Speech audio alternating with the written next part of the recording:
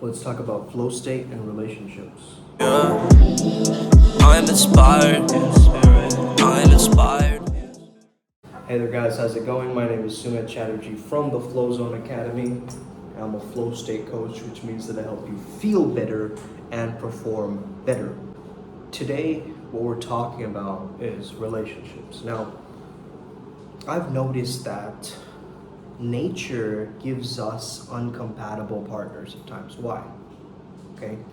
It's because they're complementary to us. You've seen the symbol of the yin and yang, correct? You understand, let's say that you are more analytical, you'll get someone who's more nurturing and vice versa, okay? So the more you are in your authentic power,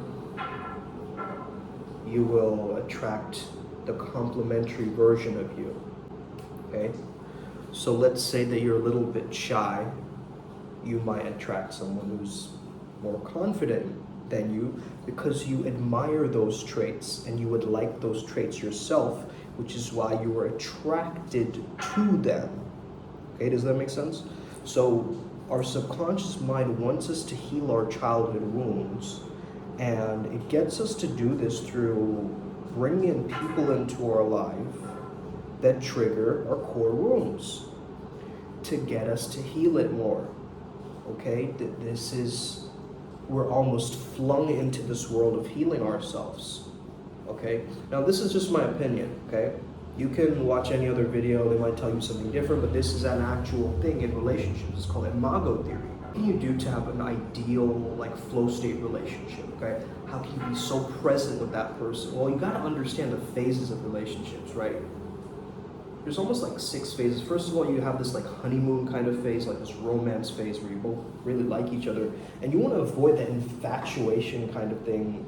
Be more into the actual person, what they stand for, what is their spirit, what is their soul, right? Don't just be so drawn to the carnal desire of that other person. I mean, that's important too, obviously. We're not going to deny that. But at the same time, you have this pure romance. And a lot of the times what couples I see doing is when they start at the beginning of their relationship, they play pretend. They're being not congruent to their character, okay? They're being completely somebody different. They're trying to pretend and be extra cool or gain this extra approval, okay? Now the main thing to recognize here is you're not here for approval, okay? Don't trade your authenticity for approval. Once you understand that what a relationship really is a transformative period of growth. You get into a mirror reflection or someone else's, loving you, cuddling you, talking with you, sharing stories, relating to somebody else.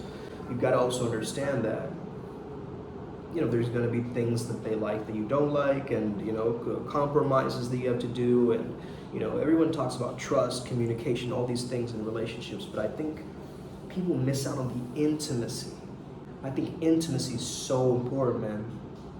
We as a culture are very, very afraid of being intimate with ourselves, going deeper with ourselves, because there's always a layer deeper, right?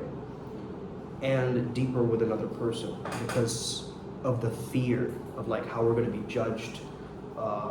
Perhaps they're going to say something, mean to us, whatever it is. Our past experiences, our past love experiences are determining what we're doing in life, almost. Like our idea of home is always connected with our idea of love, right? So however you grew up in your household, you're going to have those imprints.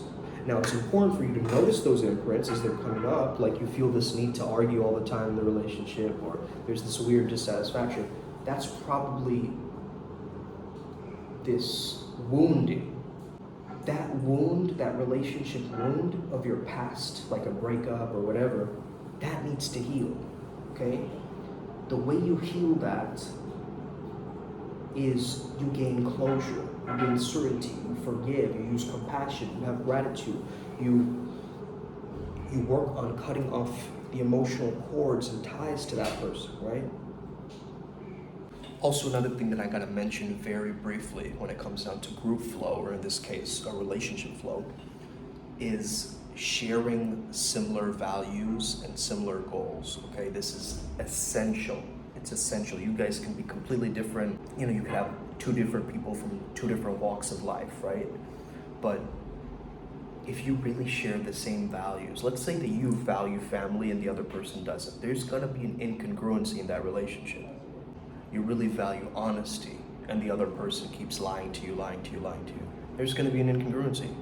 It's gotta come from both sides, this mutual understanding, this interdependence of like, hey, let's support each other, let's heal together, because our shadows are clearly gonna come out. After the honeymoon period, the shadows come out to play. And that dance of both of your subconscious minds becomes the relationship. Okay? This is why it's so distracting. Like, you're doing work and you think about relationships, it's like this, right? You're going from your heart to your mind, to your heart to your mind, to your heart to your mind. Instead, we want to be focusing on is mind-heart synergy. Mind-heart synergy, that's it. Okay? Heart rate variability breathing, okay? Chrysanthemum.app. Okay, chrysanthemum.app, check it out and breathe to that visualizer. Dr. Barbara Fredrickson introduced this concept called micro moments of connection. So the more you're spending time with that other person, okay, the more you're getting more into flow state. Okay, that micro flow is turning into macro flow. So, you know, getting massage together, watching a similar movie or reading a similar book so you can reflect on it afterwards, right? Going shopping together, getting massages together, having sex, going to a museum, like doing things together, in the presence of the other person, okay? Now, long distance, you could say that, hey, love knows no bounds and you can love someone, yes, but you still gotta be doing things together, right? You gotta get on a Zoom call and watch the same movie from two different parts of the world, right? So this is the thing, man. The more you disconnect, the more you isolate from that other person, your relationship isn't gonna grow strong at all. It's only from the connection that the relationship is gonna grow stronger. Think about that. Really think about that, okay? There's a lot of people that think, oh, I'll give them the silent treatment, I'll pull away, I won't text back first, all this kind of nonsense just in the background of your mind, right? That actually prevents that love and that compassion. That it's really an attitude, right? Csikszentmihalyi says that, like, one of the ideas of flow is like everything is in your favor, right? Where you're moving towards something, like the river of life is just flowing and you know that you're going in the right direction. So if your relationship feels like it's going in the right direction, then that's good. But if it's not, then that's something that you have to change, right? So, all right, guys, I'll talk to you guys later. I have a client right now. May the flow be with you. Stay legendary. Let's get it.